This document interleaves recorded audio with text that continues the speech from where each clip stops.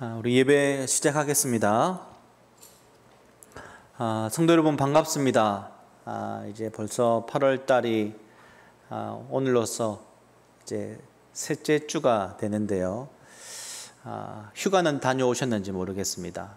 오늘 또 이 영상 예배를 드릴 때 여러분 오늘 또 교회에서 예배 드리는 그 예배와 동일한 하나님의 큰 은혜가 있는 시간이 되기를 간절히 바라면서 여러분 밴드에 들어오셔서 예배합니다 댓글 달아주시고 마음을 모아 함께 예배하며 나아가도록 하겠습니다. 우리 찬양하겠습니다.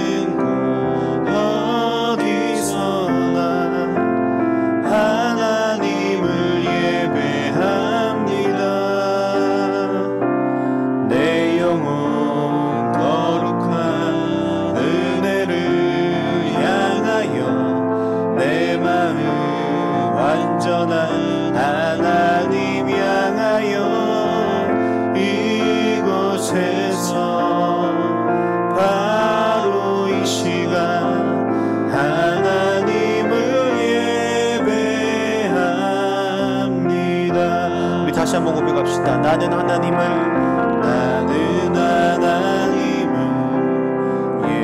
예배하는 예배자입니다. 내가 서 있는 어디서나 하나님을 예배합니다.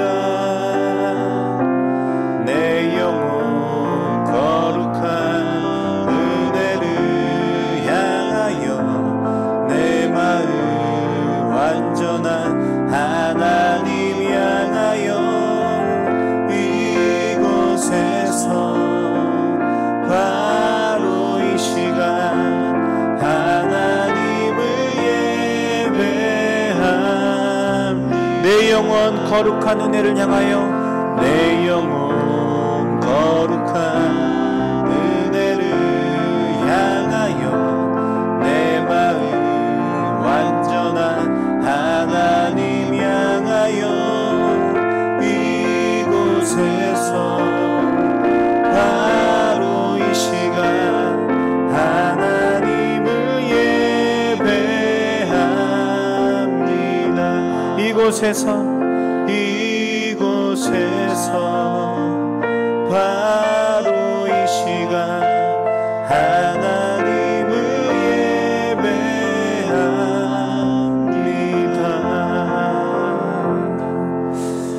우리 한번 이 시간에 우리 감사의 나눔을 하는 시간들을 가질 텐데요. 많은 비가 내렸고 이제는 그 비가 좀 주춤하지만 또 여러분 어떻게 지내고 계신가요? 여러분의 삶은 어떤가요? 여러분의 배우자에게 또 여러분의 자녀에게 또 어떻게 감사의 고백, 어떤 감사의 고백들이 있는지 함께 좀 나누어 보고요. 그리고 또한 개인적으로 또 이 시간 이 예배를 드리는 성도분들은 마음을 다해 하나님 앞에 감사의 고백을 드리는 시간이 되었으면 좋겠습니다. 우리 한번 이 시간 한번 그렇게 나누어 보고 그 감사의 고백을 한번 드려보겠습니다.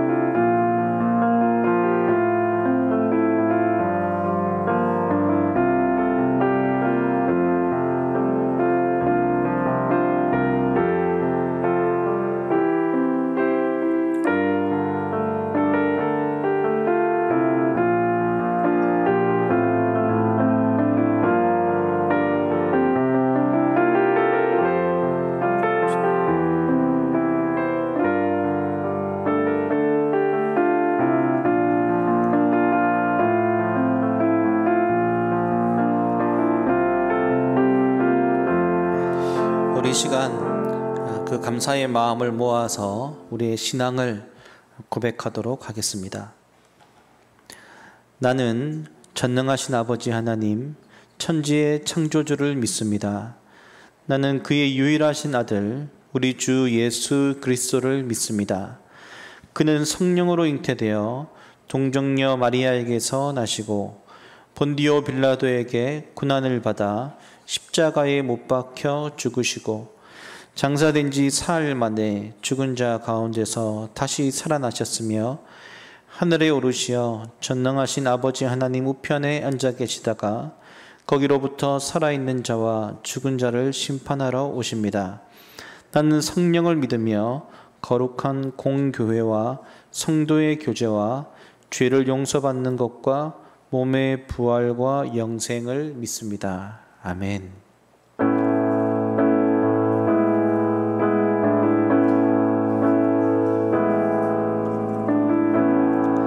하늘의 문을 여소서, 이곳을 주목하소서.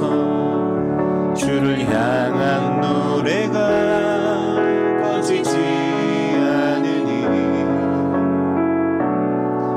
하늘을 열고 보소서. 이곳에 임재하소서. 주님을 기다립니다.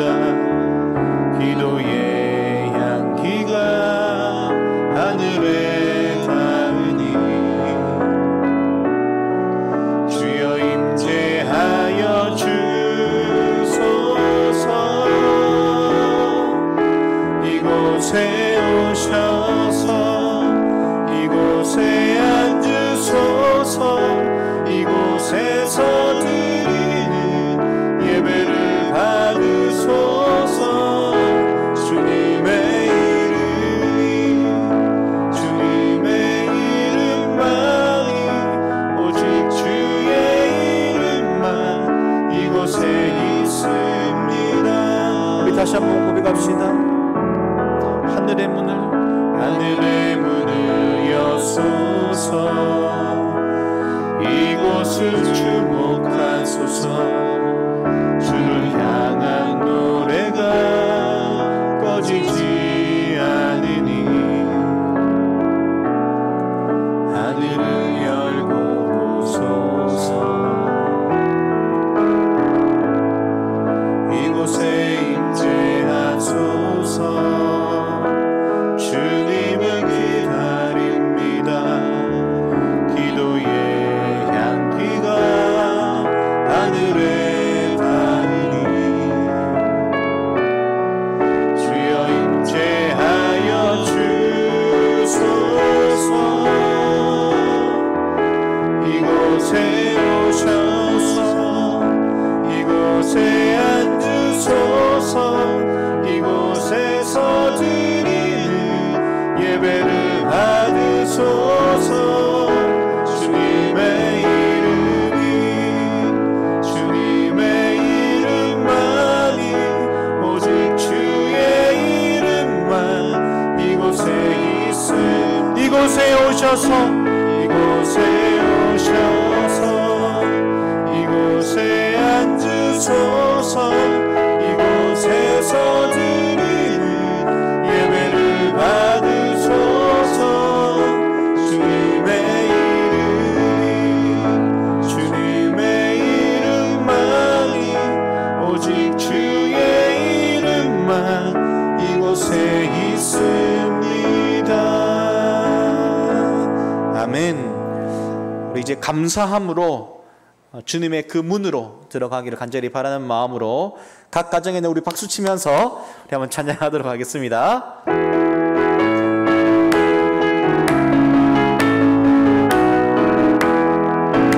감사함으로 그 문에 들어가며 그의 궁정에 들어가 주께 감사드리며 그 이름을 송축할지. 다시 한번 고백합시다. 감사함으로 그 문에 들어가며 그의 궁정에 들어가 주께 감사드리며 그 이름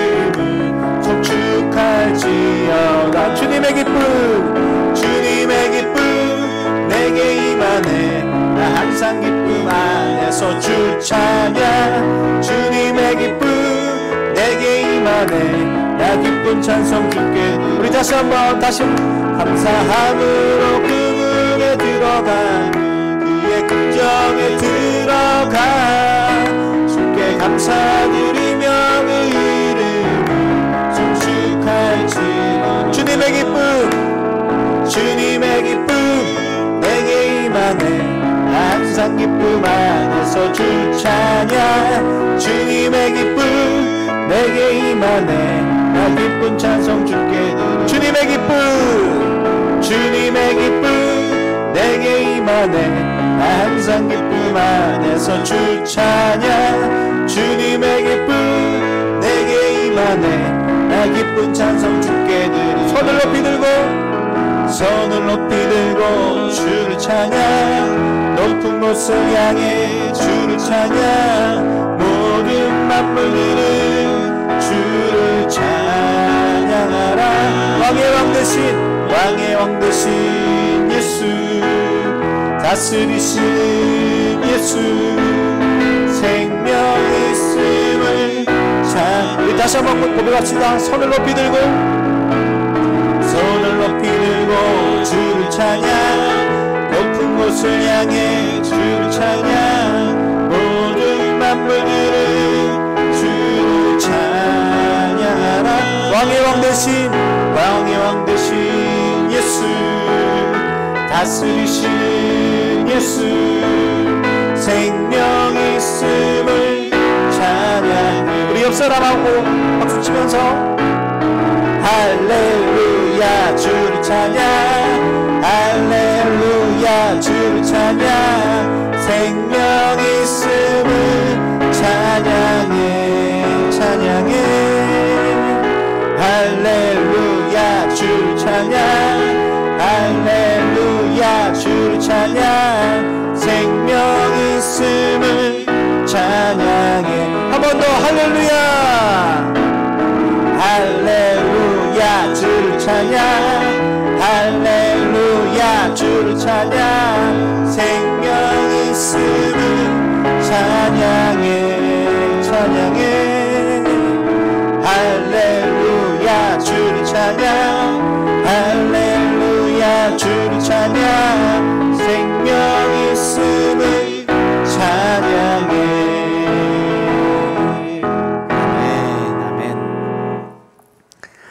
우리 삶의 모든 상황 속에서 하나님이 우리와 함께하고 계시고 또 찬양받기 합당하신 분이신 것을 우리가 믿으면서 우리 찬양을 드렸으면 좋겠습니다. 모든 상황 속에서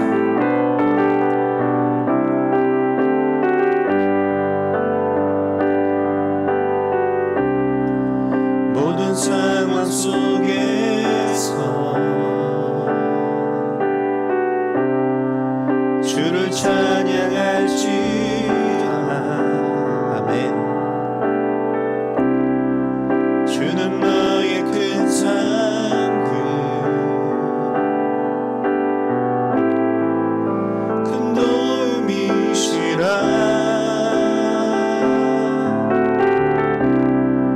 주의 얼굴 구할 때 주의 영을 부으사 크신 사랑 안에서 주를 보게 하소서. 내 영혼이 확정되어 싸우니 믿음에 눈들어 주를 바라봅니다. 내 영혼이 확정되어 싸우니 믿음에 눈들어 주를 바라봅니다. 내 영혼이 확정되어 싸우니 내 영혼이 확정되어 싸우니 믿음에 눈들어 주를 바라봅니다. 내 영혼이 확정되어 확정되어 싸우니 믿음에 눈들어 주를 바라봅니다. 주를 찬양할 때 주의 나라 이미 임했네.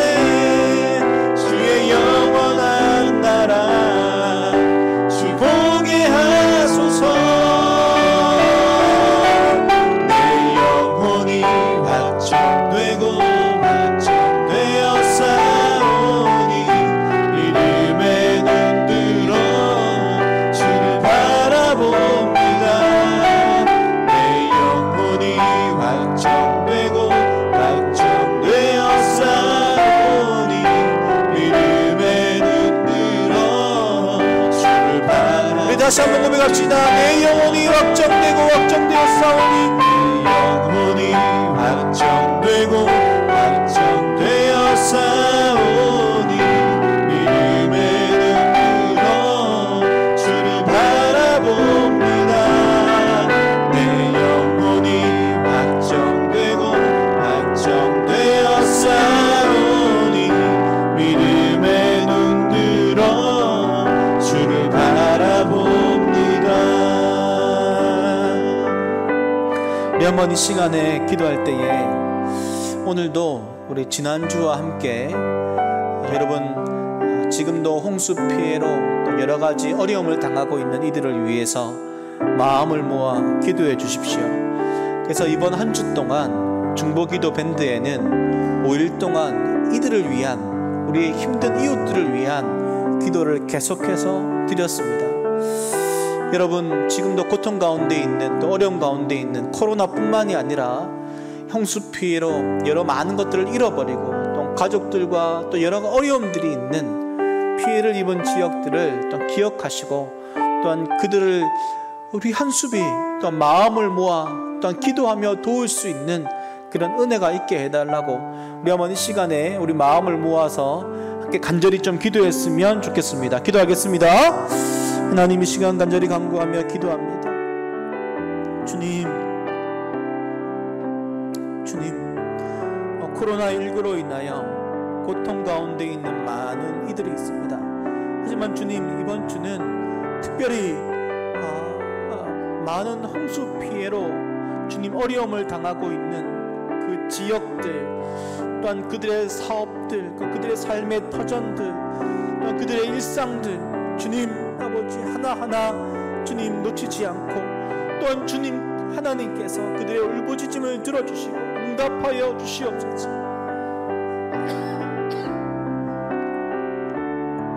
하나님께서 그들을 불쌍히 여겨주십시오.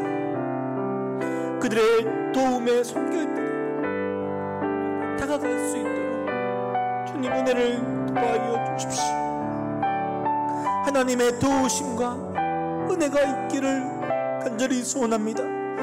한수비 어려움을 당한 이웃들을 외면치 아니하고 또한 그들을 도우며 섬기는 한수비 될 수 있도록 은혜 도와여 주시옵소서. 우리의 기도와 우리의 마음들이 모아질 수 있게 하여 주시고 또한 주님 옆에 이 시간 더욱 간절히 기도하며 나가는 시간들이 되어지게 하여 주십시오. 이 시간 각 가정마다 또한 기도할 때마다 하나님의 그 마음들을 부어주십시오. 주님 아버지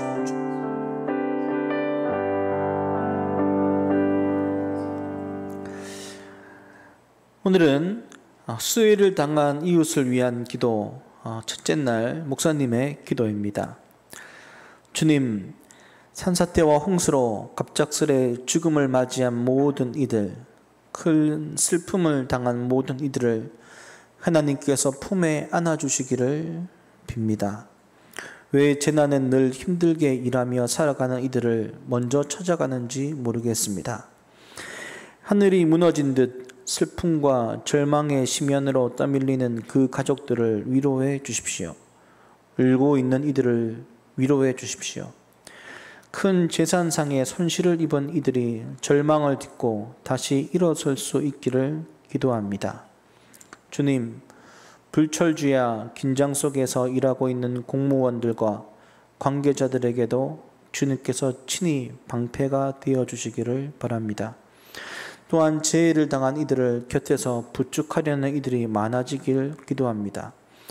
우리도 할 수 있는 일을 찾아 최선을 다해 섬길 수 있는 마음을 주십시오. 우리가 그들의 시린 마음을 감싸 안는 선한 이웃이 되게 해 주십시오. 감사를 드리며 예수님의 이름으로 기도합니다. 아멘.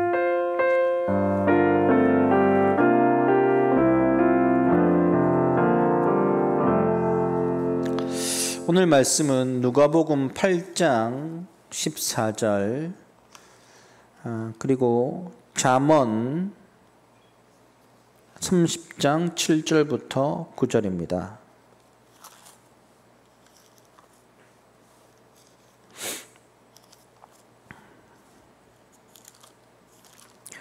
누가복음 8장 14절과 잠언 30장 7절부터 9절까지 말씀을 같이 읽도록 하겠습니다.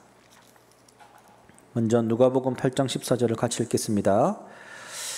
가시떨기에 떨어졌다는 것은 말씀을 들은 자이나 지내는 중 이생의 염려와 재물과 향락의 기운이 막혀 온전히 결실하지 못하는 자요.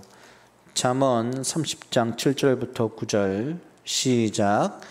내가 두 가지 일을 주께 구하였사오니 내가 죽기 전에 내게 거절하지 마시옵소서. 곧 헛된 것과 거짓말을 내게서 멀리 하옵시며 나를 가난하게도 마옵시고 부하게도 마옵시고 오직 필요한 양식으로 나를 먹이시옵소서. 혹 내가 배불러서 하나님을 모른다 여호와가 누구냐 할까 하오며 혹 내가 가난하여 도둑질하고 내 하나님의 이름을 욕되게 할까 두려워함이니이다. 아멘. 이 시간 하나님 나라의 비유 5번째, 네 가지 땅에 떨어진 씨 비유라는 제목으로 목사님 말씀 증거해 주시겠습니다.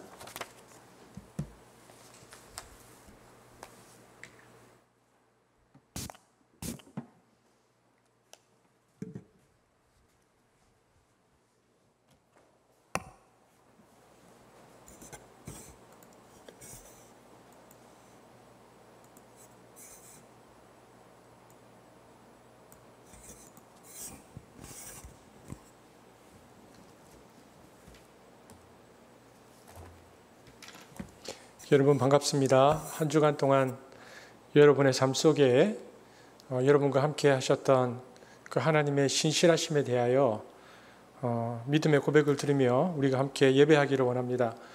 이번 한 주간 동안도 또 많은 피로 인해서 어려운 가운데 있는 이들이 많이 있는데 또 그들의 아픔과 부담도 우리가 조금 가지고 함께 예배했으면 좋겠다라는 생각이 듭니다.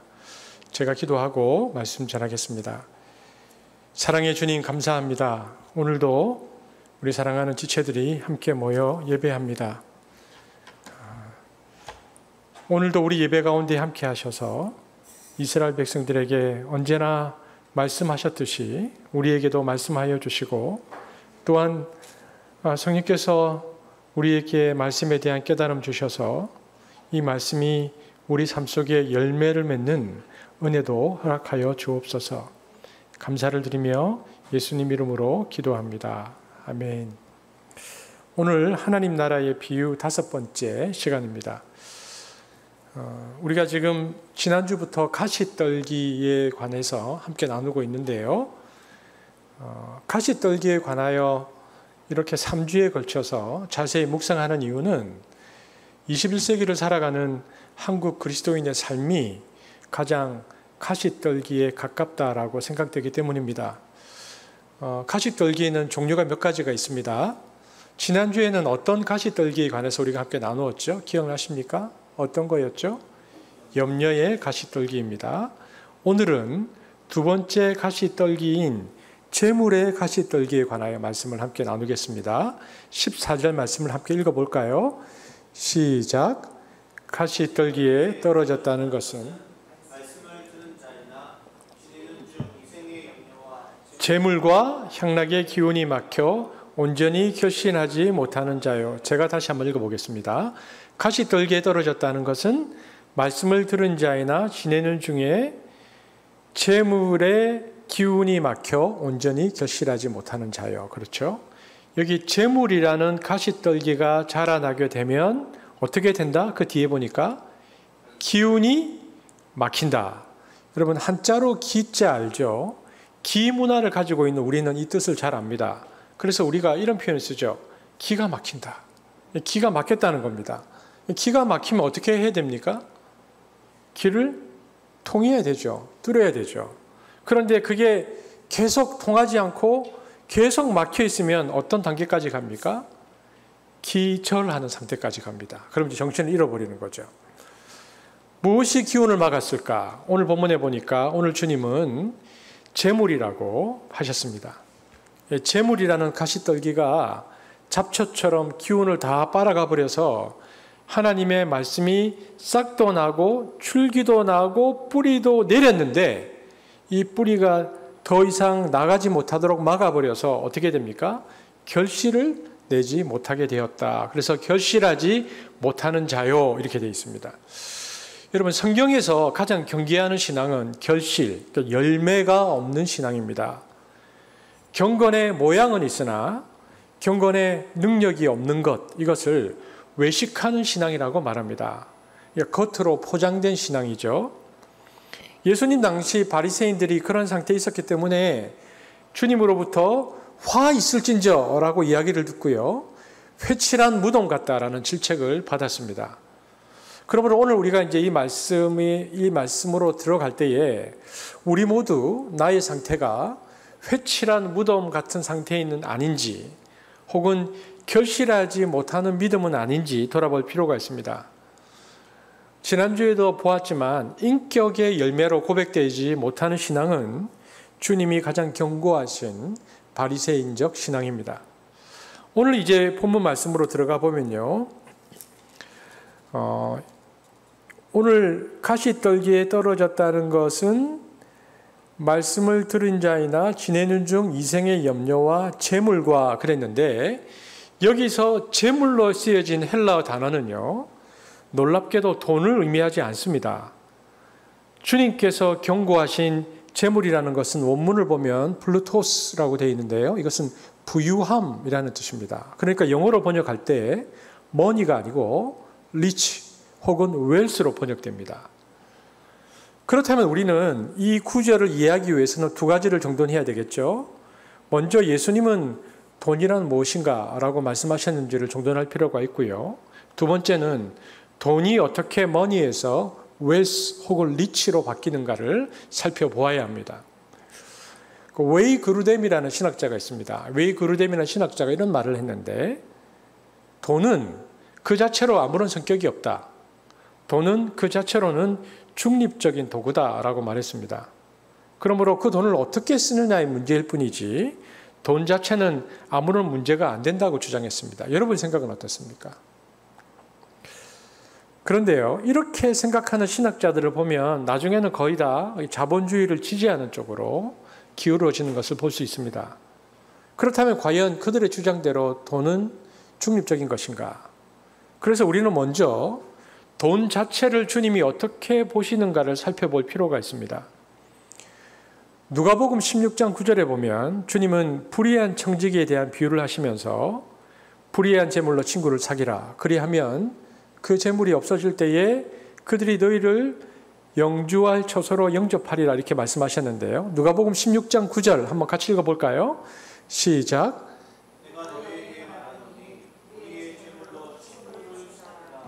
그리하면 그 재물이 없어질 때에 그들이 너희를 영주할 처소로 영접하리라. 여기에서 불의한 재물로 친구를 사귀라 그렇게 말씀하셨습니다. 그러면 불의의 재물이라는 말을 썼는데 불의의 재물로 친구를 사귀라는 것이 무슨 뜻일까요? 불의한 방법으로 돈을 벌었어도 그 돈을 잘 쓰면 된다 이런 뜻입니까? 우리나라 말에도 그런 게 있죠. 개처럼 벌어서 정승처럼 쓰면 된다. 그러니까 돈을 취득하는 과정에서는 어쩔 수 없이 무리하게 돈을 취득했다 할지라도 그것을 가지고 좋은 곳에 쓰면 된다.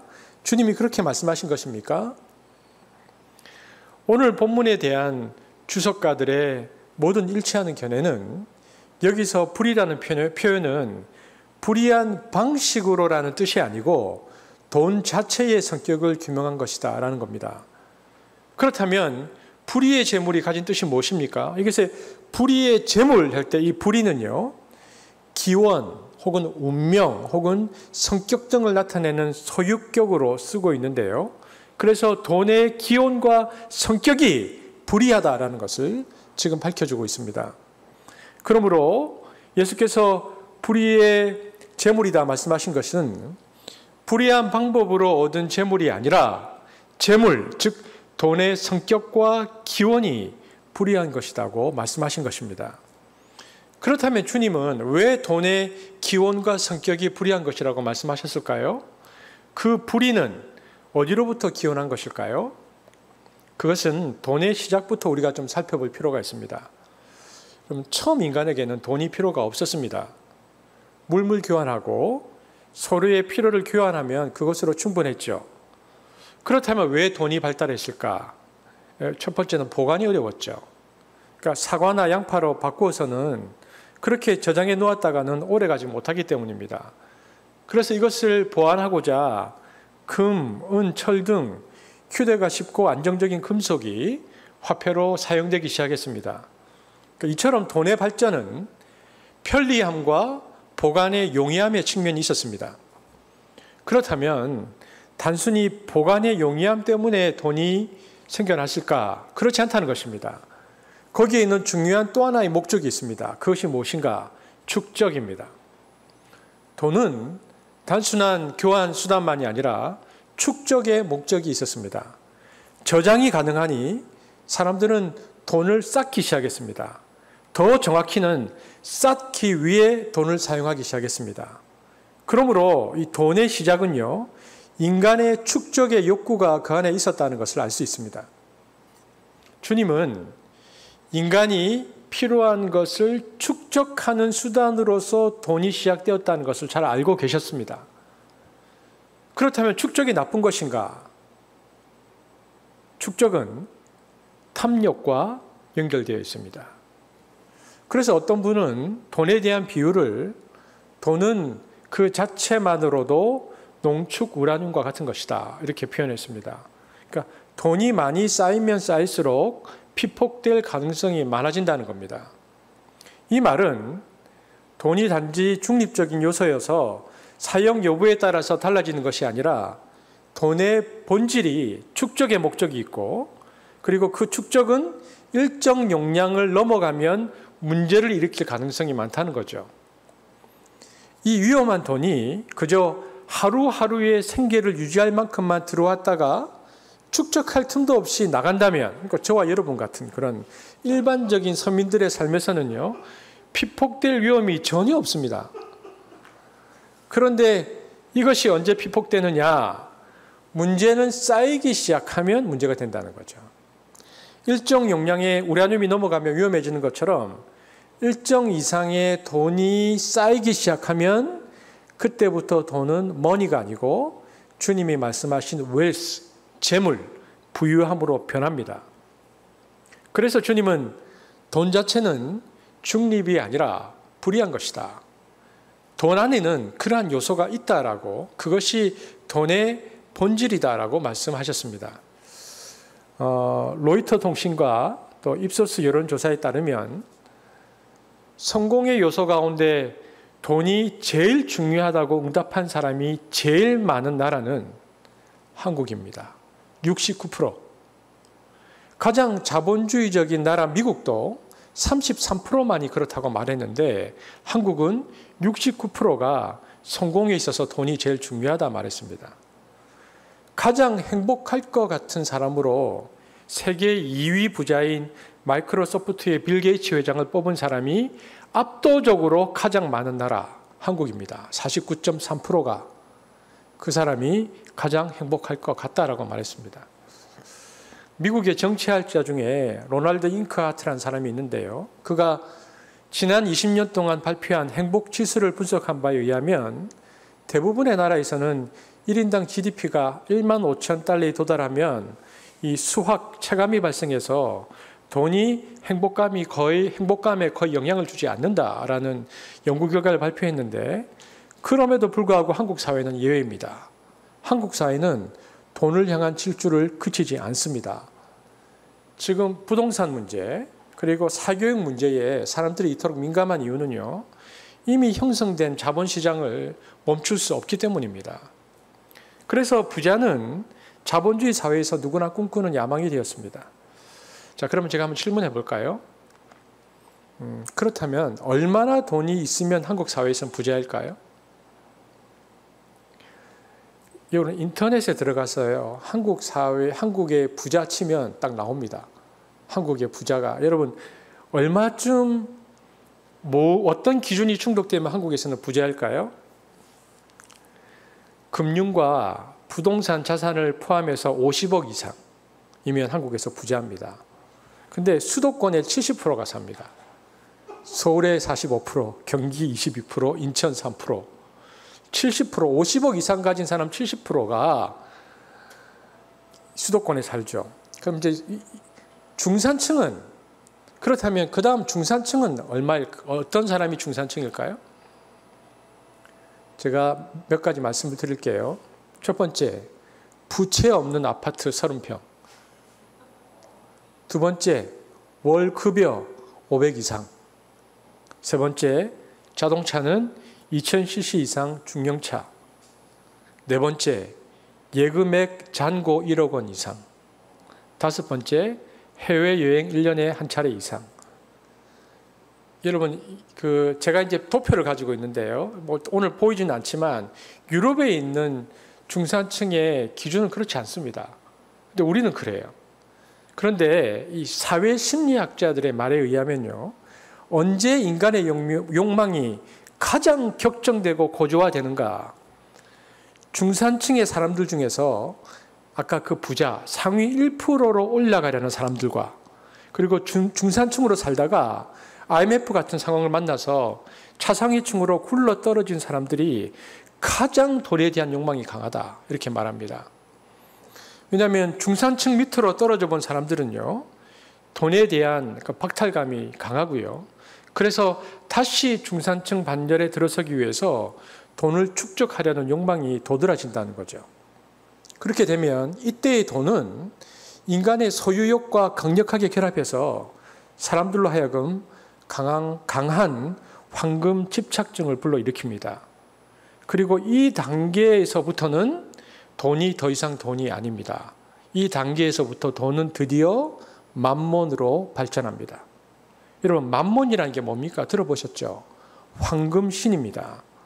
예수님은 마태복음 6장 24절에서 이렇게 말씀하셨습니다. 한번 같이 읽어볼까요? 시작.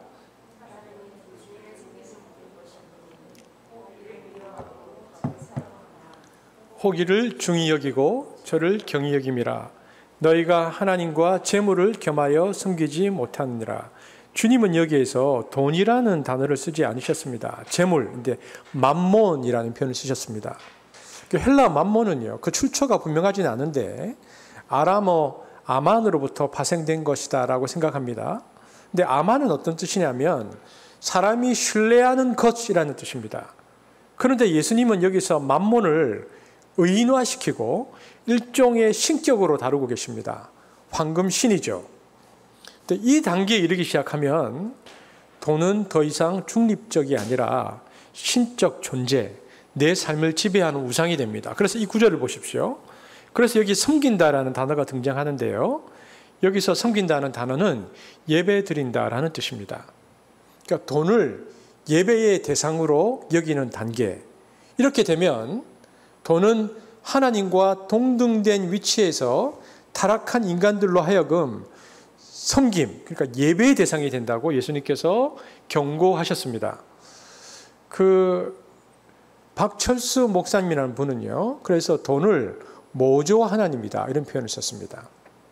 그래서 차상위층으로부터 중산층으로 혹은 중산층에서 상위 1%로 올라가라는 사람들은요, 만몬 중독 현상에 서서히 사로잡힙니다. 그리고 마침내 만몬 숭배의 신자가 되죠. 그렇다면 상위 1%에 있는 사람들은 어떻게 될까? 상위 1% 부자의 반열에 들게 되면 이들은 만몬 숭배, 그러니까 황금 숭배의 제사장이 됩니다. 이들은 만몬을 섬기고 모든 사람이 이것을 추구하는 문화와 시스템을 유지하고 확장시키고 재생산하려는 자본주의를 위한 대제사장들이 됩니다. 그러므로 돈 자체가 그 속성상 불의하다고 주님은 판단하셨습니다. 돈은 그 자체만으로도 영성적 숭배의 대상이 될 수 있다고 주님은 돈의 위험성, 잠재성을 확인해 주신 것이죠. 사도 바울의 그 글들을 보면요, 바울이 확신했던 바는 지상의 통치자들과 그리고 사회 제도 혹은 사회 시스템 배후에는 영적이고 불가시적인 악한 권세가 있다고 말하면서요, 돈이 바로 그런 영적 세력들 가운데 하나라는 것을 표현했습니다. 에베소서 6장 12절 한번 읽어볼까요? 시작. 우리의 씨름은 혈과 육에 대한 것이 아니요 정사와 권세와 이 어둠의 세상 주관자들과 하늘에 있는 악의 영들에 대함이라. 따라서 돈은 어떤 이들이 주장하듯이 우리의 태도 여하에 따라서 좋게 혹은 나쁘게 사용될 수 있는 단순한 자원, 즉 도덕적으로 중립적인 어떤 것이 아니라 우리를 지배하려고 다가오는 하나의 힘, 활동적 행위자라는 것을 알아야 됩니다. 제가 몇 가지 예를 좀 들어드릴게요. 사도행전 5장 1절에서 11절에 보면 초대교회의 유무상통하던 아름다운 모습이 나오는데요. 그것이 붕괴되는 장면이 나옵니다. 무엇 때문에? 아나니아, 삽비라 사건 때문에. 돈 때문에 거짓 행동을 한 아나니아와 삽비라에 대해서 베드로는 사도행전 5장 3절에서 이렇게 묻죠. 아나니아야, 어찌하여 사단이 내 마음에 가득하여 내가 성령을 속이고 땅값 얼마를 감추었느냐 이렇게 말했는데요. 여기서 땅값이 곧 돈입니다. 그런데 5장 그 앞 뒤절을 보면요, 특별히 유의하여 볼 것은 돈이라는 단어가 3번이나 반복되면서 언급되고 있는데 이 돈 문제를 통해서 초대교회가 와해되는 위기를 맞이하고 있다는 겁니다. 특별히 돈을 가운데 두고 성령과 사탄이 대치되고 있는 모습은 굉장히 의미심장합니다. 이게 초대교회의 모습이었죠. 여러분, 돈이 어떻게 역사하는가는요, 예수의 제자 유다가 그의 스승을 돈 때문에 팔려고 한 데서도 극명하게 나타납니다. 유다가 변절했던 이유를 크게 2가지로 볼 수 있는데요. 하나는 정치적인 이유이죠. 그러나 두 번째, 정치적인 이유보다 더 그를 크게 작동했던 것은 탐욕 때문이었다고 생각할 수 있습니다. 누가복음 22장 3절에 한번 볼까요? 시작. 12 중에 하나인 가룟유다라 부르는 유다에게 사탄이 들어가니. 그러니까 유다가 예수를 팔려고 하는 생각은 사단이 유다의 마음속에 들어갈 때부터였는데 마태복음 26장 14절 16절에 좀 더 자세히 말합니다. 보겠습니다. 시작. 그때에 12 중에 하나인 가룟유다라 하는 자가 내가 예수를 너희에게 넘겨주리니 얼마나 주려느냐 하니 그들이 은 30을 달아주거늘 그가 그때부터 예수를 넘겨줄 기회를 찾더라. 대제사장들로부터 은 30을 받은 그때부터, 그러니까 원문을 보면 그때가 강조되어 있습니다. 그때부터 예수를 넘겨줄 구체적 기회를 찾기 시작했다 이렇게 되어 있거든요. 그러니까 이처럼 사단은요, 돈을 통해서 그 활동을 구체화시킵니다. 초대교회 때도 그렇고 예수님을 팔아넘길 때도 그랬죠. 그래서 우리가 잘 아는 그 영성신학자 리차드 포스터는 우리가 돈을 사도 바울이 얘기했던 것처럼 정사와 권세의 맥락에서 볼 때 비로소 신약 성경이 그것에 대해서 가르치는 참된 의미를 발견할 수 있다 이렇게 말했습니다. 그러니까 돈은 광명의 천사로 변장하여 우리에게 다가오는 거죠. 돈은 교묘하게 그리고 비밀스럽게 어느덧 그리고 하나님의 자리를 우리 삶 속에서 대신합니다. 그러므로 사탄의 강력한 도구인 돈의 공격 앞에서 제한적 존재인 인간은 무력할 수밖에 없습니다. 특별히 우리가 돈과의 싸움에서 실패하는 주된 이유는요, 우리가 싸우는 권세와 정사의 도구로서의 돈이 얼마나 무섭고 두려운 존재인지 믿지 않거나 혹은 잊어버리는 우리의 자만심과 순진성 때문에 그러합니다. 그러므로 이 돈이 우리에게 축적이 되어서 점점 쌓여지는 단계는요, 쉽게 얘기하면 돈마기가 점점 우리 내면에서 커가는 단계입니다. 이 단계에서 만몬은 무섭고 강한 뿌리를 우리 마음속에 깊숙이 내려서 우리의 모든 에너지, 우리의 기를 다 빼앗아가 버립니다. 그러니까 하나님의 말씀으로 우리가 하나님께 가야 할 우리의 마음의 기운이 모두 돈으로 가게 만듭니다. 이 상태가 바로 오늘 예수님께서 경고하신 가시떨기의 상태입니다. 이 단계가 시작되면 경건의 모양은 있으나 경건의 능력은 없고 신앙의 형식은 있으나 변화된 삶의 열매는 없는 것입니다. 오늘날 한국 교회와 그리스도인이 바로 이 가시떨기 공동체가 되어버렸다라는 생각을 지울 수 없습니다. 그리고 오늘날 21세기의 모든 문명은 바로 가시떨기 문명이라고 말할 수 있습니다. 그러므로 어떻게 해야 이 가시떨기 문명과 시대에서 우리는 우리의 마음밭을 주님이 원하시는 옥토로 바꿀 수 있을까? 이것이 바로 우리의 과제이고 오늘 이 본문 말씀을 묵상하는 이유라는 것입니다. 어떻게 해야 우리가 이 가시떨기에서 옥토로 바꿀 수 있을까? 보십시오. 가시떨기는 가지도 있고 뿌리도 있습니다. 가시떨기 그림을 쳐보십시오. 그런데 가시떨기의 뿌리가 말씀의 기운을 다 빼앗아가 버립니다. 그렇다면 우리가 주목해야 될 것은 과연 가시떨기의 뿌리가 무엇인가 하는 거죠. 그 뿌리로부터 빼앗아 간다고 했으니까 마태복음 13장 22절에 보면 가시떨기의 뿌리가 나옵니다. 13장 22절을 읽어보겠습니다. 다 함께 시작. 가시떨기에 뿌려졌다는 것은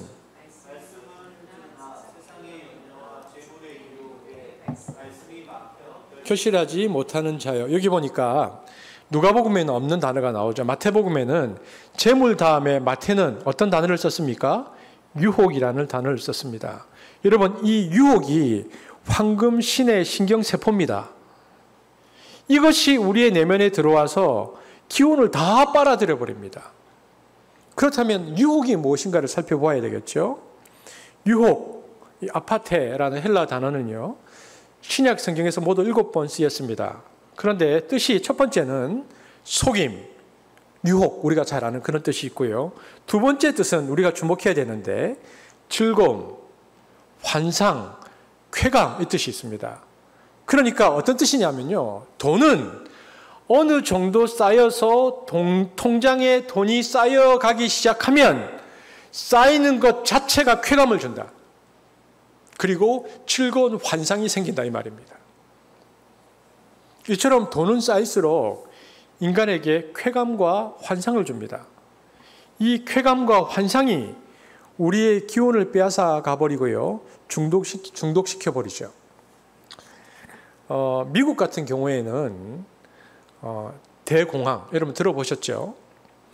1900년도 초반에 있었던 대공황, 워낙 사람들이 힘드니까 대공황이 지나고 나서 사람들은 돈을 쓰지 않고 실제로 위협을 느껴보았기 때문에 돈을 모으기 시작했는데 대공황 다음 세대들이 돈을 모으는 세대였죠. 그럼 우리나라는 어떤 세대들이 돈을 쓰지 않고 모았을까요? 국제시장 세대. 우리가 영화를 보았지만 그 세대들도 워낙 힘들고 어려운 시간을 보냈으니까 그 세대들은 돈을 잘 쓰지 않고 돈을 모으는 세대, 그 세대들이 돈을 모으기 시작했습니다. 그들은 쓰지 않고요, 모으는데 어렵게 모으기도 하고, 그리고 그 돈이 쌓여가는 것을 보면서 굉장히 뿌듯해했던 세대이기도 하죠. 그 영성신학자 중에 헨리 나우엔이 있습니다. 헨리 나우엔의 유명한 일화가 있는데요, 그가 상담학 교수로 하버드 대학에 있을 때 한 노인이 치료받으러 왔는데 그 노인이 집착증이 있었습니다. 집착증은 몸의 현상으로 나타나는데 이 노인은요, 손을 이렇게 꽉 쥐고 펴지를 못하는 겁니다. 밥을 먹을 때도 걸어갈 때도 이 손이 안 펴지는 거예요. 그래서 이제 나우엔과 상담을 할 때 나우엔이 이제 치료사들을 불러서 이 강제로 손을 폈어요. 이렇게 손가락 하나하나씩을. 그러니까 이 손 안에 뭐가 들어있는 거예요. 뭐가 들어있느냐? 그 안에 $1짜리 동전이 들어있었어요. 그걸 꽉 쥐고 살았던 거죠. 그래서 헨리 나우에는 그의 책에서 이렇게 말합니다. 기도란 손을 펴는 것이다. 우리 손에 꽉 잡고 있는 그 집착을 놓는 것으로부터 기도가 시작되는 것이다. 현대인들이 왜 이렇게 기도가 막혔는가? 왜 말씀의 생기가 없는가? 왜 성령의 역사가 일어나지 않는가? 무엇인가에 집착되어 있는데, 특별히 오늘 주님은 가시떨기라는 비유를 통해서 물질에 대한 집착 이야기를 하고 있는 것입니다. 오늘날 우리가 성령의 역사와 말씀의 생기가 없는 이유는 이 물질을 꽉 쥐고 있기 때문이다. 그러면 어떻게 해야 이 집착에서 벗어나고 환상과 쾌락의 속임수에서 우리가 자유할 수 있을까? 성경은 단 한 가지를 얘기합니다. 그것은 돈은 내 소유가 아니라는 생각을 가져야 한다는 것입니다. 그럼 누구 것입니까? 하나님 것이겠죠. 돈이 비록 나의 노동의 대가로 주어진 것이라 할지라도 그것은 하나님의 선물임을 인정해야 합니다. 우리 성경 말씀 한번 읽어볼까요? 시작. 은도 내 것이요 만군의 여호와의 말이니라. 학개 선지자의 말씀입니다. 그러면 우리는 한마디로 어떤 의식을 가져야 합니까? 나는 청지기일 뿐입니다. 청지기 의식을 가져야 합니다. 그러니까 크리스찬이란 누구인가? 하나님 앞에서 청지기 의식을 가지고 살아가는 자들입니다. 다시 말해서 자신에게 어떤 소유나 물질이 있듯 그 모든 것의 주인은 그것이 어떤 것이든 간에 자신이 아니라 하나님이심을 고백하면서 하나님의 뜻에 따라 소유와 물질을 사용하려는 자들, 이 자들이 크리스찬이라는 것입니다. 청지기는 결코 주인인 것처럼 행세하는 것이 아니라 주인의 뜻에 따라 재물을 선하게 관리해야 합니다. 그렇지 못할 때는 그것이 악의 도구로 전락해버리죠. 그래서 칼빈이 강조한 장로교의 경제신학의 기초는 청지기 의식입니다. 그리고 이 분명한 청지기 의식이 있어야 구제를 넘어서 나눔의 삶까지 나갈 수 있습니다. 그렇게 함으로 청지기 의식을 가지고 구제를 넘어 나눔의 삶으로 만몬이 하나님의 왕좌에서 감동되었음을 우리는 삶으로 증명해 보여야 하는 것입니다. 그래서 청지기 훈련을 할 때에 우리가 가장 집중해야 할 훈련은 봉사훈련이 아니고 돈에 대한 훈련입니다. 여러분, 어떤 사람은 평생 쓴 돈을 모아보면 한 1억쯤 쓰고 가는 사람이 있겠죠. 어떤 사람은 100억을 쓰는 사람이 있을 거고 뭐 1000억, 1조를 쓰는 사람도 있겠죠. 근데 칼빈이 쓴 달란트 비유 주석을 보면요, 청지기에게 주님이 그 재능에 따라 돈을 많이 맡기기도 하고 적게 맡기기도 한다라고 주석했습니다. 그런데 재능보다 더 중요한 것이 있다는 거죠. 그건 뭐냐면 그것은 청지기의 태도, 청지기의 마음가짐, 청지기의 자세라고 말합니다. 이 돈을 어떻게 해야 할까? 여러분, 돈을 더 많이 늘리는 능력을 주님이 칭찬하시는가? 아니면 돈을 맡기실 때에 주님께서 주님의 뜻대로 쓰는 사람을 칭찬하실까? 그러면서 그가 말하기를 주님이 맡기는 청지기는 주님 뜻대로 잘 쓰는 사람이다, 이렇게 말했다는 겁니다. 여러분, 어떤 사람은 1000억이 모이는 대물, 어떤 사람은 10억을 모으는 대물 하나님께서 맡기셨어요. 관리해봐라.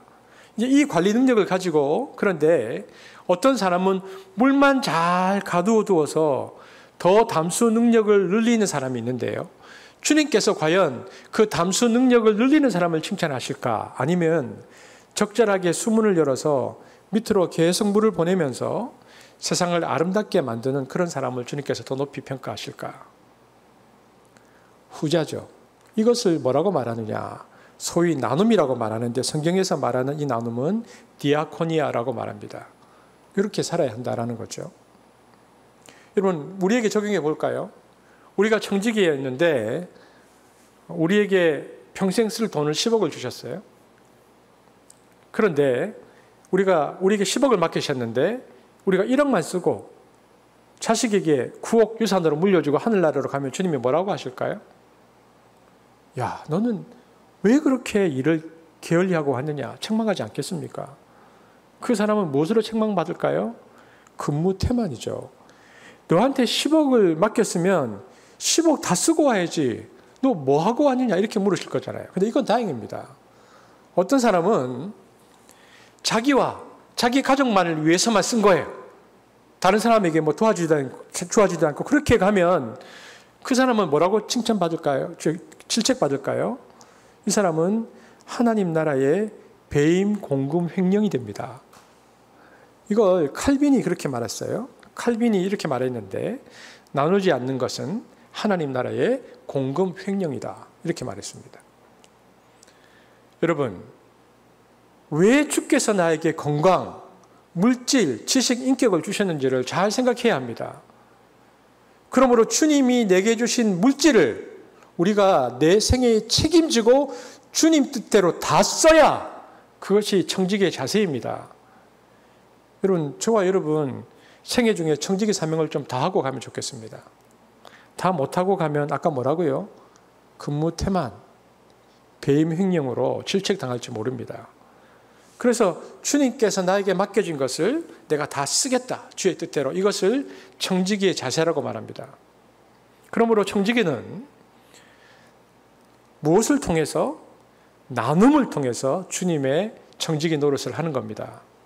축적보다는 우리 삶에 있어서 나눔을 목표로 하고 살아야 합니다.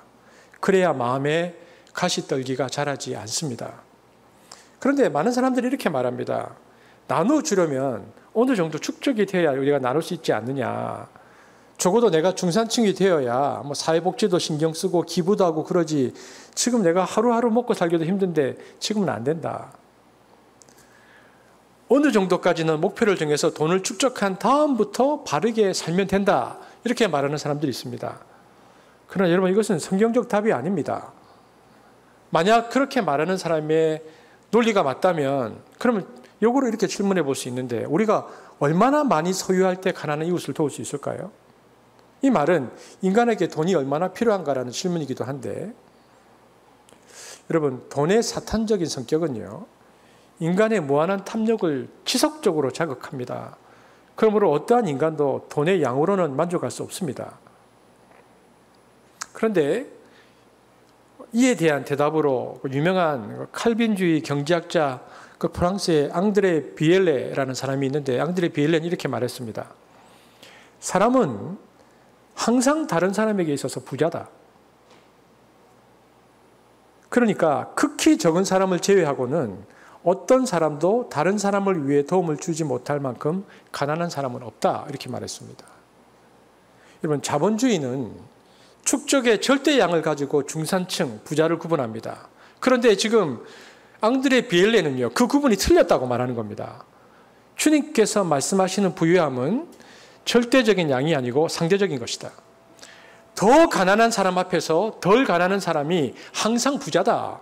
이렇게 말하는 거죠. 그러니까 어떤 사람도 다른 사람을 위해서 도움을 주지 못할 만큼 그러므로 가난한 사람은 없다는 것입니다.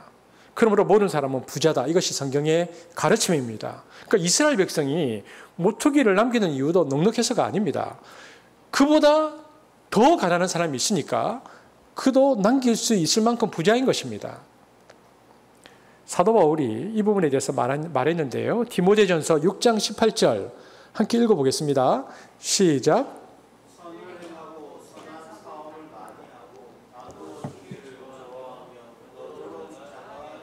디모데전서 6장 18절을 칼빈은 그의 주석에서 이렇게 말했습니다. 더 많은 소유는 이웃들에게 선을 행하기 위한 도구다. 이렇게 말했습니다. 또 다른 곳에서 칼빈은 말하기를 각자의 사유재산은 인정되어야 하지만 가난한 사람들을 위해서 사용한다는 점에 한해서 사유재산은 인정되어야 한다. 이렇게 얘기했죠.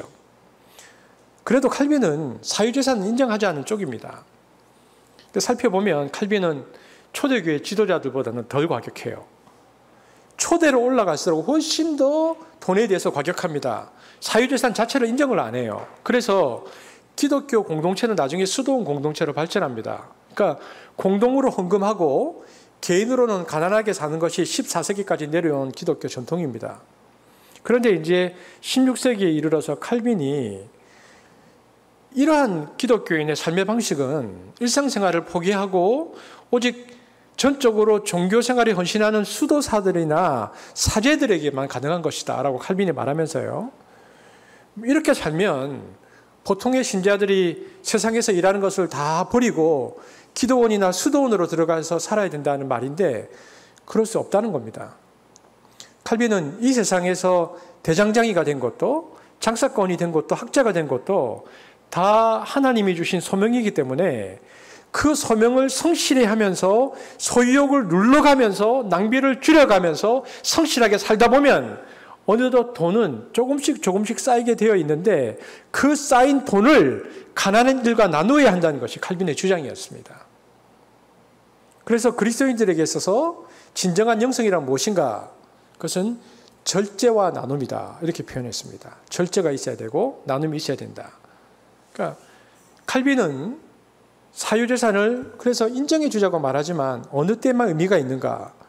다른 사람들을 위해서, 가난한 사람들을 위해서 최선을 다해서 재산을 사용한다는 점에서 사유재산이 인정되는 성경적 근거가 있다. 이렇게 말했죠. 프랑스나 영국이나 독일 등을 보면 그 사회민주주의를 채택한 나라들인데요. 이 나라들은 칼빈이 주장하듯이 사유재산을 인정하면서도 소득에 따라서 세금을 훨씬 더 많이 받아서 사회복지나 공공을 위해서 쓰는 제도를 택합니다. 이것이 제도적으로 실현된 나라죠.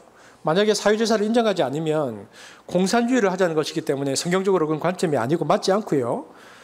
칼빈은 각자의 사유재산은 인정되어야 하지만 가난한 사람들을 위해서 사용된다는 점에서 그렇다고 강조했기 때문에 사회민주주의가 칼빈이 주장한 성경적 가치를 제도화한 것이 아닌가 그런 생각이 듭니다. 그런데 칼빈보다 좀 더 과격한 사람들이 있었어요. 초대교회 교부들입니다. 특별히 초대교회 교부 중에서 여러분 들어보셨을 만한데 크리소스톰이라는 기독교 교부가 있습니다. 여러분 교부가 누구냐 하면 예수님의 제자가 사도잖아요. 사도 다음에 제자가 속사도고 속사도의 제자가 교부입니다. 그러니까 신앙의 3대쯤 간 사람들이 교부인데 크리소스톰은 그의 저서에서 이렇게 말합니다. 부자들은 가난한 사람들의 재산까지도 소유하고 있다. 정직하게 벌었든 합법적으로 벌었든 마찬가지다. 따라서 그것을 나눠 쓰지 않는다면 강도나 다름없다. 이렇게 주장했습니다. 그래서 그의 글을 제가 그대로 한번 읽어보겠습니다. 내 것을 쓴다 하지 마시오. 여러분은 남의 것을 쓰는 것이요. 태양이나 공기, 땅과 그 밖의 모든 것이 그렇듯이 세상의 모든 소유는 여러분과 다른 사람들의 공동 소유입니다. 그러므로 나눠 쓰지 않는 소유는 일종의 도둑질입니다. 이렇게 말했습니다. 여러분, 그런데 문제가 있죠. 문제는 우리가 그렇게 나눴는데 실제로 우리가 힘을 다해서 나눴는데 받고 고마워하는 사람이 고마워하는 사람이 있는 반면에 오히려 불평하고 원망하는 사람이 있다는 겁니다. 이것밖에 안 주냐? 왜? 탐욕은 똑같이 있으니까 가난한 사람이나 부자나. 그러니까 타락한 인간은 모두 다 이 강도의 마음을 가지고 있거든요. 그러니까 뻔뻔 쓰는 사람들이 너무 많아요. 왜 이거밖에 안 주냐고 불평하죠. 근데 칼빈은 이와 관련해서 이렇게 말했습니다. 뻔뻔스럽게 그들이 굴었다 할지라도 나눔에 대한 회의에 빠지지 말고 지속적으로 나누는 삶을 살아야 한다. 제가 그대로 이제 글을 읽어볼게요. 비록 가난한 사람들이 의무를 소홀히 하여 돈 받는 일에 대하여 감사와 칭찬을 하지 않는다 할지라도 하나님이 우리에게 명령하신 것에 대하여 실행하기를 중단해서는 안 됩니다. 우리의 도움을 받은 사람들이 침묵할 때에 인간이 얼마나 죄된 존재인 것을 알게 되고 그럼에도 불구하고 우리에게 그런 마음을 넘어갈 수 있게 된 것에 대하여 감사 기도가 된다는 사실에 대하여 우리는 감사해야 합니다. 그렇게 말하면서요. 칼빈은 가난한 사람들의 이기심과 뻔뻔함에 대하여 나도 똑같은 그런 존재라는 것을 알고 이것을 극복하기 위해 노력할 수 있는 은혜를 주신 것에 대해서 감사하면서 나 같은 죄인을 용서하신 주님께 하나님께 감사하며 살아야 한다라고 주장했습니다. 그러니까 한마디로 돈에 대한 칼빈은 아무것도 소유하지 않는 것처럼 생각할 때 나눌 수 있다는 겁니다. 나눌 때 그 은혜가 있다. 그런데 나눔과 은혜 무엇이 나로 하여금 먼저 시작하게 할 줄은 모릅니다. 어떤 사람은 은혜를 먼저 받고 나누고요. 어떤 사람은 나누고 은혜를 받습니다. 여러분, 우리가 지금 21세기를 살아가고 있잖아요. 초대교회에서부터 칼빈까지 왔는데 21세기의 신자유적 자본주의가 전 세계를 지배하고 있는 상황에서는 지금 집단적 경제 블록이 전 세계에 이렇게 형성되었기 때문에요. 그 안에 들어가 있는 개인과 기업과 사람은요, 그 무한 경제 체제에서 빠져나올 수가 없습니다. 그래서 이 무한 경제 체제 속에서 살아가기 때문에 오늘 내가 어떻게 살까, 내일 어떻게 살까라는 그 두려움과 염려의 이 라이프 스타일, 존재 양식이 그 시대의 사상이 되었습니다. 그래서 가시떨기는 지난주에 보았던 것처럼 첫 번째는 염려가 되었고요. 두 번째는 탐욕에서는 물질이 된 겁니다. 이게 신자유 체제의 오늘날 우리의 모습을 그대로 반영합니다. 오늘날 미국과 중국을 중심으로 한 거대 자본이 만몬신이 되었죠. 지금 이 두 나라가 충돌하죠. 그리고 미션을 숭배하듯 여기서 나오는 더 많은 떡고물을 얻어먹으려고 그러고 얼마나 많은 나라들이 몸부리치는 시대가 되었는지 모릅니다. 여러분, 오늘날 자본주의 위기는 무엇입니까? 그것은 계층 간의 위기가 아닙니다. 자본가와 자본이 없는 사람, 즉 노동자 사이의 문제도 아닙니다. 자본주의의 문제는 무계획성입니다. 자본주의는 이미 과잉 생산 단계로 접어들었습니다. 학자들은 과잉 생산 자본주의자라고 부릅니다. 이것이 큰 문제죠. 여러분, 자본주의는 대단히 효율적인 체제이긴 한데 중단을 시킬 수가 없습니다. 자본주의는 생산을 중단하는 순간에 넘어지는 자전거와 같습니다. 인간의 무한 욕망 추구뿐 아니라 무한 생산을 해야 됩니다. 수요가 없는데도 불필요한데도 계속 생산을 해야 합니다. 대량으로 생산해서 대량으로 팔아야 자본가가 돈을 벌 거 아닙니까? 그러므로 자본주의는 대량 소비를 촉진시킵니다. 절대 멈출 수가 없습니다. 그런데 이 생산이라는 게 뭡니까? 이 모든 생산은요, 자연의 변형 내지 자연의 파괴, 끝없는 자연 파괴를 가져온다는 것에 문제가 있습니다. 불필요한데도 계속해서 공급하고 계속해서 소비해버리는 겁니다. 그리고 지금 그 대가를 우리가 치르고 있습니다. 지구온난화, 빙하의 녹음, 오늘날 자본주의의 문제는 대량 생산으로 인한 쓰레기가 너무 많아진 거죠. 그런데도 우리는 자본주의 체제 안에서 계속해서 지금도 낭비합니다.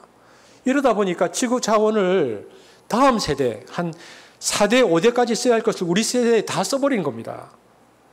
그러니 지구가 감당 못할 만큼의 쓰레기가 나와버렸고, 그러다 보니 쓰레기가 환경 문제로 더 나아가서 지구 생태계 자체의 붕괴를 초래할 수 있는 지경에 이르렀죠. 그러므로 21세기 자본주의 위기는 생태계 문제이기도 합니다. 지금도 이 비가 우리가 너무 많이 내렸잖아요. 단순히 그냥 장마가 길어졌다고 말하는 게 아니고, 지금 이 장마도 이 환경 문제와 분명히 연관이 있다고 사람들이 말을 하는데요. 생태 파괴 문제는 매우 많은 담론들이, 그리고 재생에너지까지 말을 하는데요. 근데 매우 많은 담론들이 이루어지고 있지만 인류의 미래에 대한 생각이 대단히 비관적인 생각들이 지배적입니다. 그래서 생태계 붕괴 때문에 22세기가 오지 않는다라고 말하기도 하죠. 그래서 지금 사는 사람들이 마지막 인류가 될 것이다, 이런 담론들도 있습니다. 요즘 인터넷에 보면 이 책이 계속 소개되던데, 2050년 거주 불능 지구, 그러니까 한계치를 넘어서 종말로 치닫는 21세기 기후재난 시나리오에 대해서 이렇게 쭉 말하고 있는데요. 앞으로 30년 내에 지구에 인간이 거주하기가 불가능한 상황이 될 것이다 라는 이야기도 나오고 있습니다. 여러분, 그래서 오늘날 우리가 회개라고 말할 때, 회개라는 것은요, 개인적인 어떤 윤리나 개인의 구체적인 삶의 어떤 행위를 반성하는 것뿐만 아니라 더 중요한 것은 문명에 대한 회개를 해야 합니다. 코로나19의 이 세대를 살아가는 우리들이 생각해야 할 지점인데요.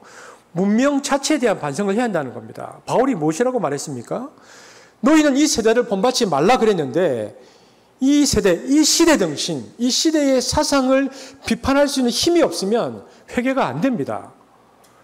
이 시대를 이끌어갈 수 있는 이데올로기에 대한 비판력이 없으면, 세상을 지배하는 지배 이데올로기에 대한 선지자적, 예언자적 정신이 없으면 그냥 거기에 동조하는 것이 됩니다. 그러므로 오늘날 우리에게 필요한 것은 이 자본주의에 대한 새로운 성찰이 필요합니다. 코로나가 우리에게 요구하는 것은요, 자본주의에 대한 새로운 성찰이고 생태계 문제에 대한 인식이고 나눔의 삶에 대한 신호죠. 우리에게 도전하는 거죠. 우리가 이번 주에는 홍수 피해를 입었던 분들을 위해서 기도했지만 우리가 이제 정오의 기도문을 통해서 매일매일 우리가 지금 100번이 넘도록 계속해서 기도하는 이유는요, 한습의 중요한 그 정오 기도의 이유는 분별력에 힘을 기르는 것입니다. 그래서 시대를 분별하고 시대의 이데올로기를 분별하고 시대의 가치를 분별하면서 우리가 회개할 것은 하고 또 우리가 실천할 것은 하자는 것이죠. 그러므로 우리 한 사람 한 사람이 하나님을 사랑하고 창조 세계를 돌보는 마음으로 작은 일이라도 구체적으로 실천하는 것이 우리가 이 시대를 살아가는 크리스찬의 삶의 자세죠. 여러분, 미국 교회가 30년부터 급격히 타락하고 부흥의 불길이 꺼진 이유가 있는데요. 어느 때부터 그 포인트를 잡느냐 하면 바로 신자유체제가 들어설 때부터입니다. 그러면서 미국 교회가 급격히 쇠퇴했는데요. 우리는 언제부터인가?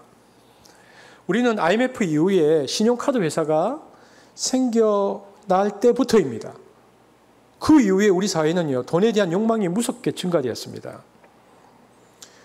이런 시대에는, 그러니까 미국 교회나 한국 교회는요, 이렇게 돈에 대해서 무섭게 욕망이 증가되면 교회는 다 쇠퇴 붕괴의 길로 갈 수밖에 없습니다. 그렇다면 황금 우상 숭배의 가시떨기를 극복할 수 있는 유일한 길은 무엇인가? 하나님의 말씀의 기가 통해서 건강하게 자라는 유일한 길은 무엇인가? 그것은 나눔 실천뿐입니다. 나눠야 합니다. 돈이 머니가 리치 웨스가 되지 않도록 끝까지 흘려보내야 됩니다.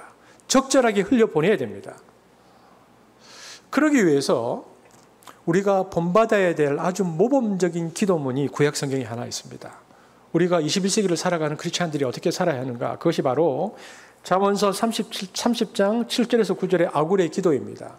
이것은 21세기를 살아가는 우리에게 매우 도전적인 우리의 삶의 지표가 되는 기도인데요. 한번 같이 읽어보도록 하겠습니다. 시작. 내가 두 가지 일을 주께 구하였사오니 곧 헛된 것과 거짓말을 내게서 멀리하옵시며 나를 가난하게도 마옵시고 부하게도 마옵시고 오직 필요한 양식으로 나를 먹이시옵소서. 혹 내가 배불러서 하나님을 모른다 여호와가 누구니 할까 하오며 혹 내가 가난하여 도둑질하고 내 하나님의 이름을 욕되게 할까 두려워함이니이다. 그런데 이 본문을 좀 더 자세히 보면요, 아주 중요한 사상이 이 안에 들어있습니다. 여기 보면 8절에 오직 필요한 양식으로 내게 먹이시옵소서라는 이 기도의 의미를요, 원문에 맞게 제대로 직역하면 우리말과 뉘앙스가 좀 다릅니다. 오직 필요한 양식으로 내게 먹이시옵소서를 직역하면 이 먹는다는 말은 어떤 뜻이냐면 어떤 덩어리에서 뜯어낸다는 뜻입니다. 왜냐하면 그들의 식습관은 커다란 빵덩어리를 서로 나누어 먹었기 때문에 나온 의미입니다. 즉 정확한 의미는 내 몫을 뜯어 주십시오라는 것입니다. 그러므로 필요한 양식이라는 말이 바로 뜯어진 내 몫이라는 뜻입니다. 그러므로 내게 필요한 양식을 먹이시옵소서라는 기도는 내 몫만 차지하게 해주십시오. 내게 할당된 양식만을 가지게 해주십시오라는 기도의 뜻이 됩니다. 그런데 이제 우리말의 번역과 우리의 식습관은 이와 같은 의미를 살기가 좀 힘듭니다. 우리는 각각의 밥과 국의 그릇을 가진 문화이기 때문에 그러므로 우리가 이 원문에 맞게 들어가면 이 아굴의 기도 속에는요, 먹고 사는 문제에 대한 공동체성이 들어있습니다. 우리가 먹는 식량이라는 게 무한한 것이 아니고 제한된 거거든요. 그러니까 아굴의 이 기도는 그 식량을 이웃과 더불어 같이 먹게 해달라는 기도입니다. 그는 지금 아굴은 나 혼자만의 삶을 위해서 지금 기도하고 있는 것이 아닙니다. 내가 이웃과 더불어서 같이 살 수 있도록 날마다 대하는 나의 먹거리에서 이웃과 더불어 사는 삶을 실천할 수 있도록 도와달라는 기도를 하는 겁니다. 여러분, 세계 인구의 약 절반 정도가 되는 30억 명의 사람들이 미화로 $2도 안 되는 생활비로 하루하루를 살아갑니다. 오늘 21세기를 살아가고 있는 우리의 시대는요, 많은 질병을 앓고 있는데 이기적인 개인주의와 집단 이기주의의 질병이 그중 가장 심각한 병입니다. 이게 자본주의의 폐해죠. 사회나 가정이나 심지어는 교회 안에도요, 이 모든 질병이 꽉 매여 있습니다. 자기밖에 모릅니다. 내 가족, 내 교회, 내 지방, 내 나라, 내 직장 생각하고 내 욕심만 추구하는 극도의 집단적인 이기주의로 몸살을 앓고 있습니다. 주님은 우리에게 우리의 이웃이 있음을 기억하고 이웃을 돌아보고 사랑하라고 가르치고 그래서 당신의 몸까지 내어주셨는데 우리는 나만을 생각하고 결국은 내 밥그릇만을 챙기려는 삶에 철저하게 길들여져 있다는 말입니다. 여러분, 주기도문에서 가르치신 오늘날 우리에게 일용할 양식을 주옵소서라는 이 기도도 사실은 이러한 공동체성의 맥락에서 이해됩니다. 그런데 우리는 우리에게 주옵소서라고 기도하지 않죠. 말은 그렇게 말하면서 실제로 기도 내용에 들어가면 내게 주옵소서라고 기도할 뿐입니다. 그러므로 하나님의 백성된 자, 그리스도인이라고 말하는 자가 나만을 위한 인생을 설계하는 것은 죄악입니다. 칼빈도 그렇게 말했죠. 우리가 지금 성경 통독에서 모세오경을 읽었는데요. 출애굽의 이야기와 역사가 아름다운 것은 단순히 이집트에서 해방된 것 때문만이 아닙니다.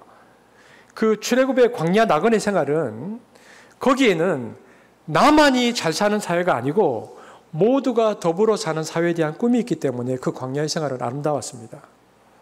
광야에서 그들은 똑같이 만나와 메추라기를 자기 목만 먹었습니다.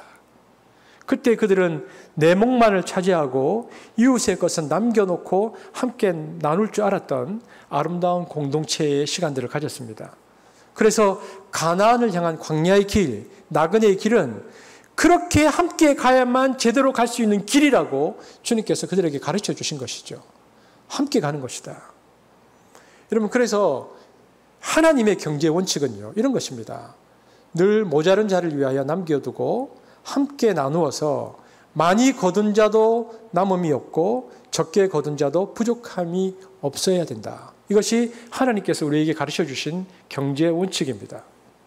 그래서 하나님의 백성들은 추수를 해도 자기가 다 거두면 안 되었고 과일을 거두어도 자기가 다 가져가지 않고 가난한 이웃의 몫을 남겨두게 되었죠.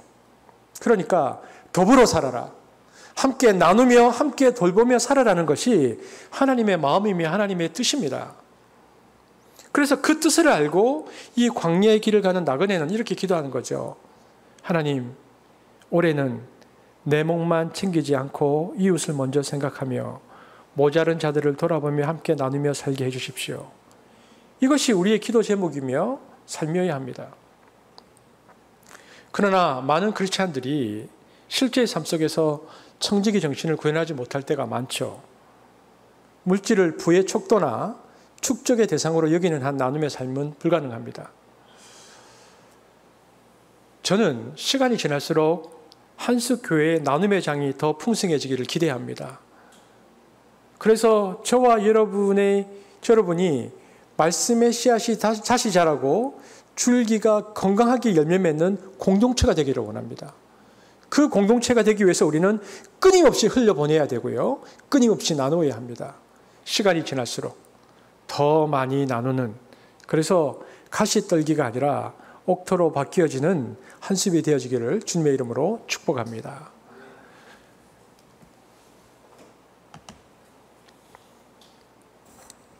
하나님 감사합니다. 오늘 말씀을 통해서 나누는 삶에 관한 말씀을 우리가 함께 보았습니다. 아버지 하나님,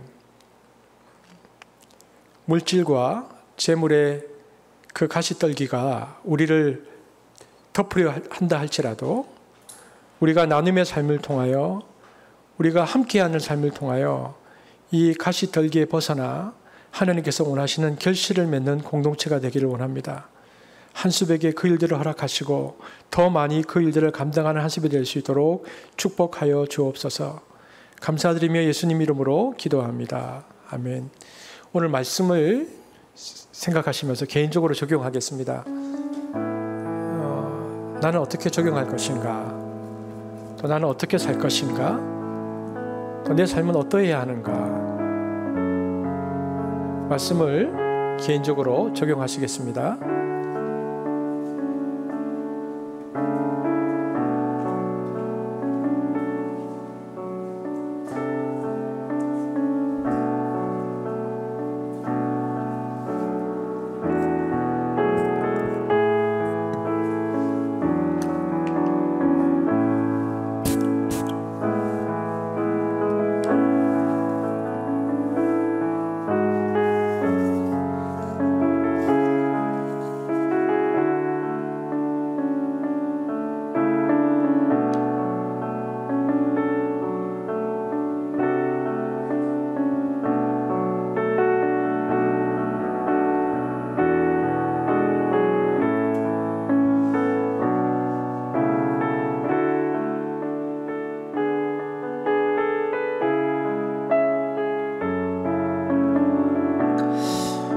그 마음으로 우리 한번 이 찬양을 드렸으면 좋겠습니다. 전능하신 나의 주 하나님은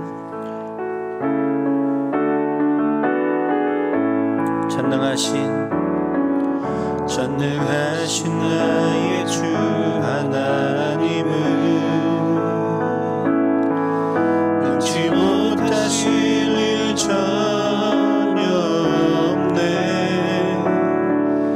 우리의 모든 강구도 우리의 모든 생각도 우리의 모든 꿈과 모든 소망도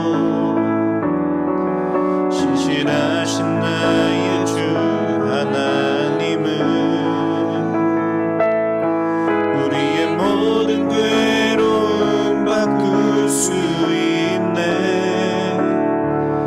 불가능한 일 행하시고 죽은 자를 일으키시니 그를 이길 자 아무도 없네.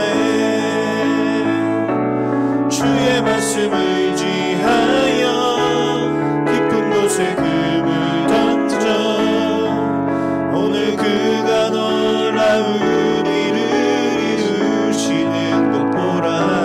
주의 말씀 의지하여 믿음으로 금을 던져 믿는 자에게 능치 못함 없네. 주의 말씀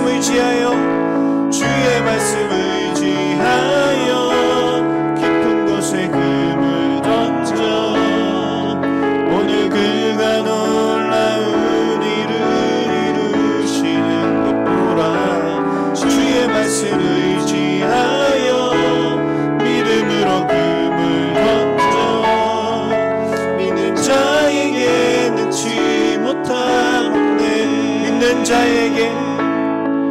믿는 자에게 능치 못함 없네. 믿는 자에게 능치 못함 없네. 아멘.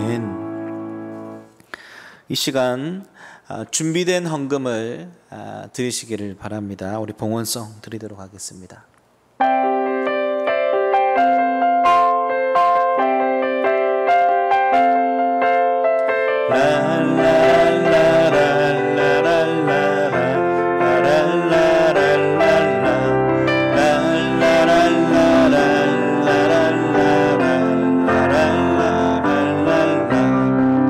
내게 있는 모든 것을 아낌없이 드리네.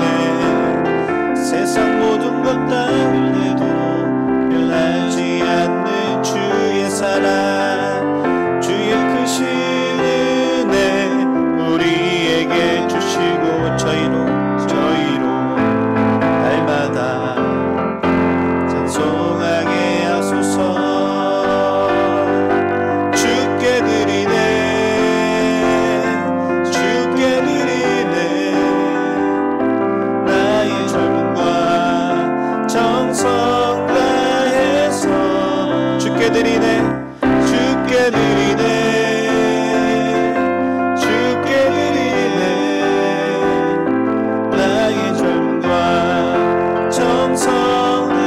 한번 고백합시다. 주께 드리네, 주께 드리네, 주께 드리네. 나의 젊음과 정성 다해서 주께 드리네, 주께 드리네. 나의 젊음과 정성 다해서. 목사님 봉헌 기도해 주시고 축도해 주심으로 예배를 마치겠습니다.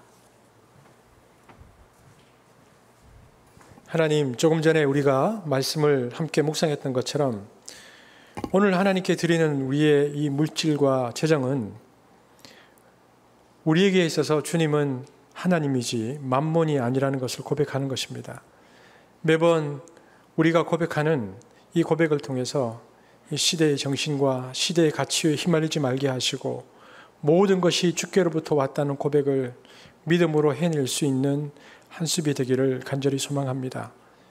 개인과 가정과 직장과 사업터 위에 주께서 은혜를 베푸시되 오늘 아고레의 기도처럼 가난하게도 부하게도 마시고 자족할 수 있는 마음과 흘려보낼 수 있는 마음 주셔서 주의 나라와 의를 위하여 마음껏 사용하는 우리가 될 수 있도록 우리를 이끌어 주옵소서.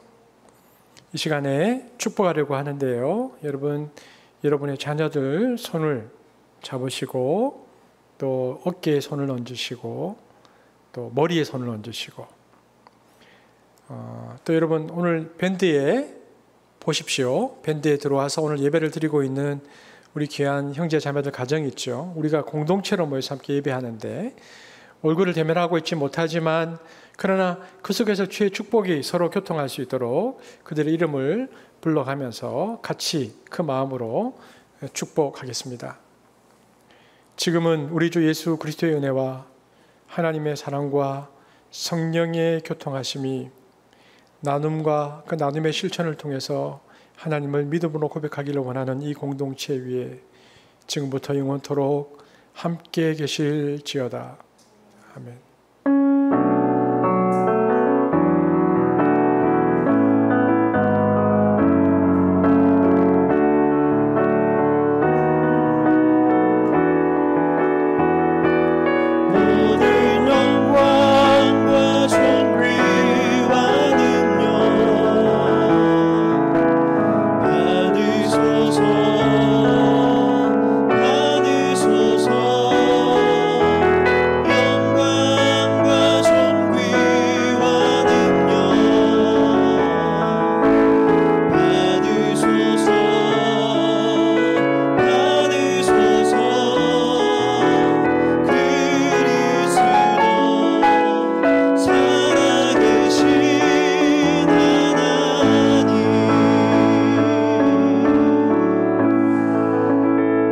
내겠습니다. 초등부 문제 얼마나 잘 되는지 한번 보겠습니다. 사람이 하나님처럼 섬기는 신이 있다고 예수님께서 말씀하셨는데 무슨 신일까요? 세자입니다. 땡땡 신 앞에. 자, 중고등부는 돈에 대하여 우리가 가져야 할 의식은 무엇입니까? 땡땡땡 의식.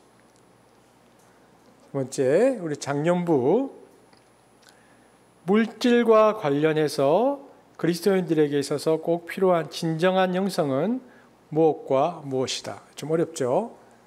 있었습니다. 무엇과 무엇이다. 김태형 목사님 나오시겠습니다.